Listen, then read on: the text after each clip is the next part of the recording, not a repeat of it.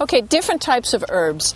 Lots of herbs will grow very easily. Again, some of them are perennials and some of them are annuals.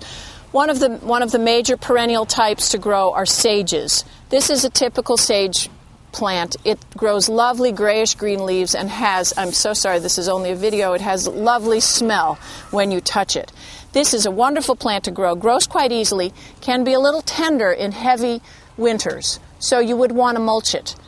It's best if you cut it back in the fall somewhat, trim it off, take all these cuttings, hang them, let them dry, use your sage, give your sage away, whatever you like to do with sage. Put it in your pillows. I know some people who do that. So that's sage, and sage is a wonderful plant to grow. It can't get quite large. It just needs some trimming. Now, another perennial would be thyme.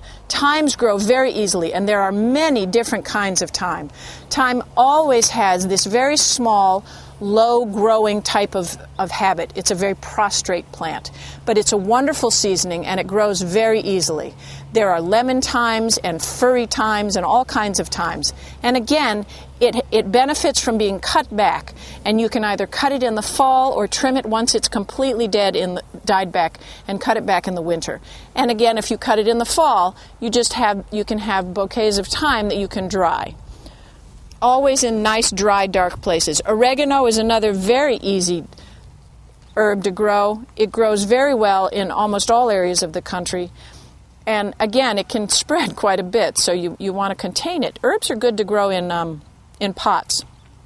But if you put a perennial herb in a pot, cut it back in the winter, and don't let the pot freeze solid. Put it in the garage. Put it someplace where it won't freeze right to the solid, because you'll kill the roots. Again, cut it back, hang those leaves, let them dry, and you'll be making some spectacular spaghetti sauce.